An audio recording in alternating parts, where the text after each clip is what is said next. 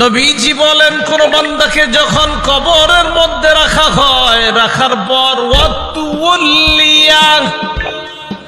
আমাকে আপনাকে মরণের পর যখন বাসতলায় রেখে আসা হবে, আসার পর তুয়াল্লিয়া আমাকে আপনাকে যখন পিছনে রাইখা যাহাবা আসহাবুহু সাথীরা যখন চলে আসবে, একবার কল্পনা আলেন রাতের বেলা বিছানায় যখন বালিশে যখন মাথাটা লাগানোর পর কল্পনা করেন আমি মারা গেলাম, যাওয়ার পর বাসতলায় কোন কবরের মধ্যে আমাকে রেখে আমার আত্মীয় স্বজন চলে আসছে, ব্যাপারটা কেমন একটু চিন্তা করেন।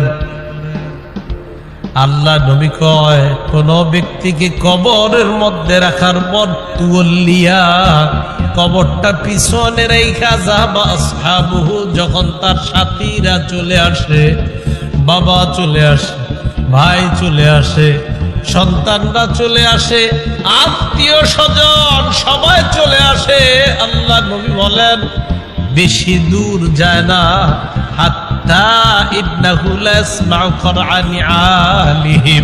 আমরা যে হাইটা হাইটা আসি, আমাদের হাঁটার পায়ের জুতার আওয়াজগুলা ওই কবরবাসী শুনতে পায়। শুনে কেন শুনে জানেন? ওই মুহূর্তে তার দেহের মধ্যে আত্মাটা আল্লাহ দিয়ে দেয়। কেন দেয়? দুইজন ফেরেশতা তার কাছে আসে। এটা আবু দাউদের বর্ণনা আর বুখারীর বর্ণনা।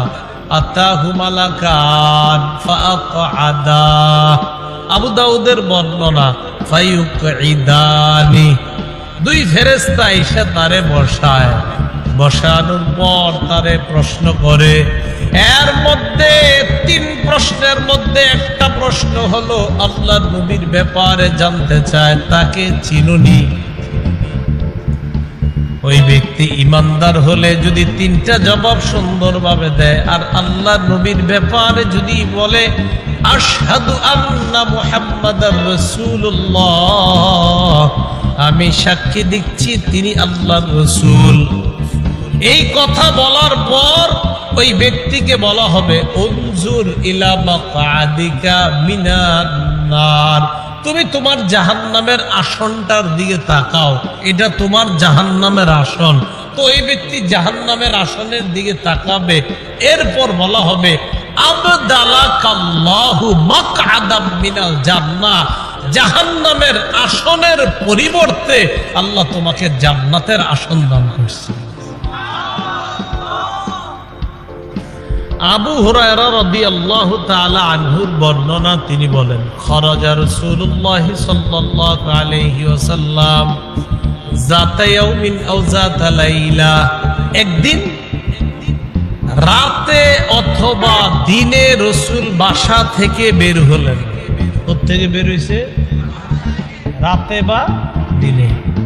বের হওয়ার পর আসছে, আয়েশা দেখে ফাইদা হুয়া আবু বকর ওয়া উমর, নবীজি দেখে আবু বকর উমর বসা।